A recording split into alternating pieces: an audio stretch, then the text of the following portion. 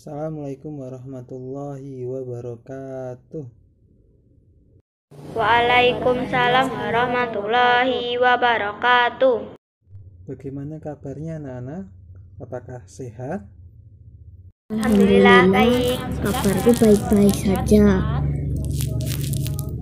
Nah, sebelum kita belajar, mari kita berdoa terlebih dahulu supaya Allah memberikan ilmu kepada kita. Berdoa mulai.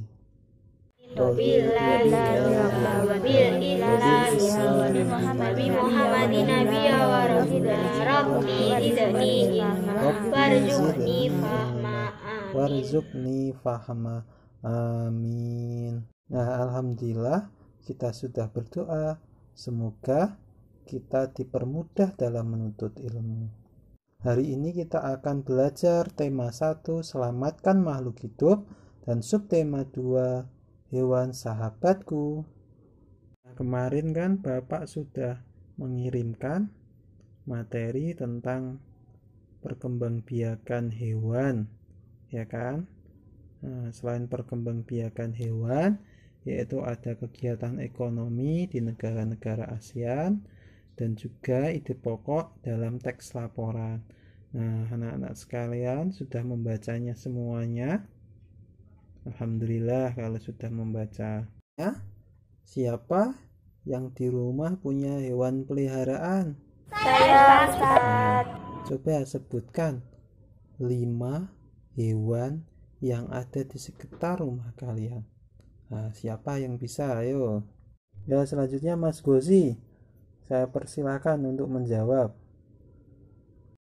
Ayam, cecak, terus bebek, angsa, terus tokek. Hewan di sekitarku adalah ayam, sapi, burung, kambing, dan cacing. Sebelum ini kalian sudah membaca terkait modul tentang perkembangbiakan hewan, juga di buku sudah ada. Nah, ada 3 ya. Nah, yaitu perkembangbiakan hewan. Yang pertama dengan cara bertelur disebut apa?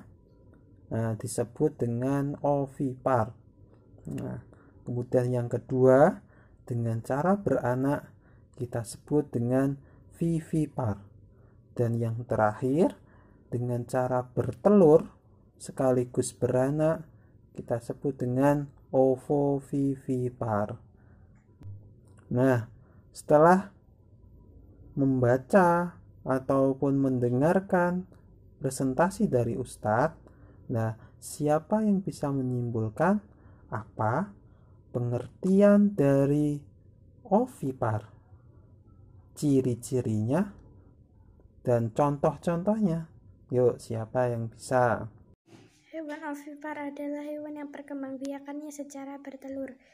Ciri-ciri hewan tersebut adalah memiliki daun telinga dan mengerami telurnya.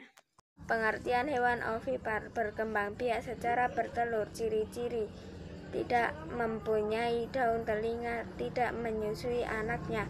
Contohnya angsa, ikan, penyu, dan lain-lain. Ya, boleh Mbak Dinda, silakan.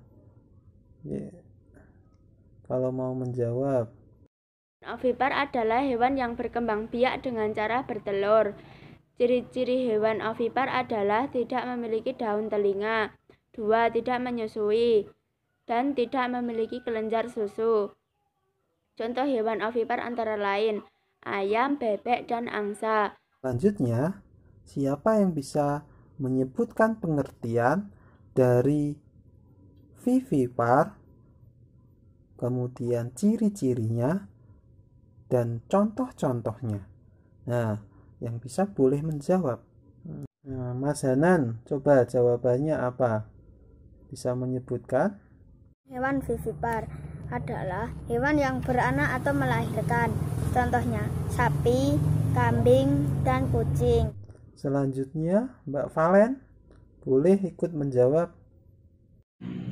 Pengertian dari hewan vivipar, yaitu perkembangbiakan hewan dengan cara melahirkan. Ciri-ciri hewan yang berkembang biak dengan vivipar: memiliki daun telinga dan tubuh yang ditutupi oleh rambut. Contoh hewan vivipar adalah ikan paus, kucing, dan sapi. Nah, yang terakhir, coba anak-anak sebutkan pengertian dari binatang ovovivipar. Nah, setelah menyebutkan pengertiannya, coba terangkan ciri-cirinya dan berikan contoh hewannya apa saja. Ya, siapa yang mau menjawab ini? Nah, silahkan Mas Rehan. Contoh hewan ovovivipar adalah ular boa, hiu, platypus. Bagus sekali. Ya, siapa lagi yang bisa menyebutkan? Ovovivipar berkembang biak secara bertelur dan melahirkan. Hewan tersebut tidak memiliki ciri-ciri khusus. Contoh hewan tersebut adalah ikan hiu, reptilia, dan platypus. Nah, setelah kita berdiskusi mengenai perkembangbiakan hewan, yaitu ovipar, vivipar, dan ovovivipar, kemudian coba kalian simpulkan mengenai pembelajaran tadi pada halaman 29. Nah, coba dibuka. Nah, di situ ada tabel mengenai ciri-ciri hewan dan juga nama-nama hewan. Nah, kalian bisa tuliskan di situ jawaban kalian.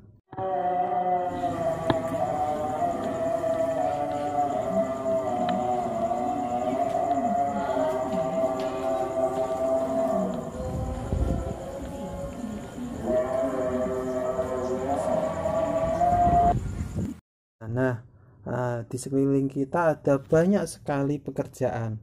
Ada petani, ada nelayan, ada guru, ada pekerja tambang, dan lain sebagainya. Nah, seperti halnya kegiatan ekonomi di Asia Tenggara, ada banyak sekali profesi kegiatan ekonomi yang ada di negara-negara Asia Tenggara. Nah, anak-anak sekalian, hari ini kita akan belajar tentang kegiatan ekonomi di Asia Tenggara. Selanjutnya, siapa yang tahu kegiatan ekonomi di negara Brunei Darussalam? Kegiatan ekonomi di Brunei Darussalam: petani, pertambangan, buruh, industri tenun dan logam. Setelah kalian membaca modul yang Ustadz berikan kemarin, ada yang tahu kegiatan ekonomi apa saja yang berada di wilayah negara Singapura? Ya, siapa yang bisa menjawab? Di Singapura adalah kegiatan ekspor dan impor. Kegiatan ekonomi di Singapura: buruh dan bidang jasa. Nah, siapa yang tahu juga? Boleh angkat tangannya. Nah, bersuara di sini tentang kegiatan ekonomi di negara Thailand. Yuk, coba siapa yang bisa menjawab?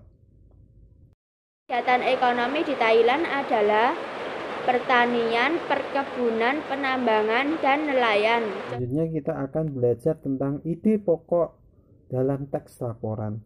Nah, masih ingat nggak tentang ide pokok? Gimana? Masih ingat? Nah, ide pokok adalah gagasan atau masalah utama yang dibahas dalam sebuah paragraf. Jadi ada masalah utama. Jadi sebuah paragraf itu ada masalah utamanya. Nah, itu disebut ide pokok. Nah, pada kesempatan hari ini kita akan belajar mencari ide pokok laporan. Nah, coba kalian buka halaman 32. Nah, kita akan mencari apa sih ide pokok pada paragraf halaman 32. Nah, Bapak bacakan ya. Atau yang lain bisa membacakan. Coba. Yuk, salah satu dari kalian. Kura-kura Galapagos merupakan jenis kura-kura dapat terbilang besar. Panjang tubuh kura-kura Galapagos mencapai 1,87 meter dengan berat sekitar 317 kg, guys. Kura-kura ini memiliki leher panjang. Kura-kura Galapagos merupakan hewan herbivor, yaitu hewan makan tumbuhan. Kura-kura Galapagos salah satu hewan yang dilindungi. Coba Mbak Marsha, silahkan dijawab. Iji pokok laporan tersebut adalah kura-kura Galapagos. Nah, pintar sekali. Nah, dari teks laporan tadi dapat disimpulkan ide pokok laporan yaitu ciri-ciri kura-kura Galapagos. Nah, demikian pembelajaran kali ini. Nah, tetap semangat walaupun masih pandemi ya. Tetap jaga jarak, bawa masker. Selanjutnya kita membaca doa terlebih dahulu sebelum mengakhiri pelajaran.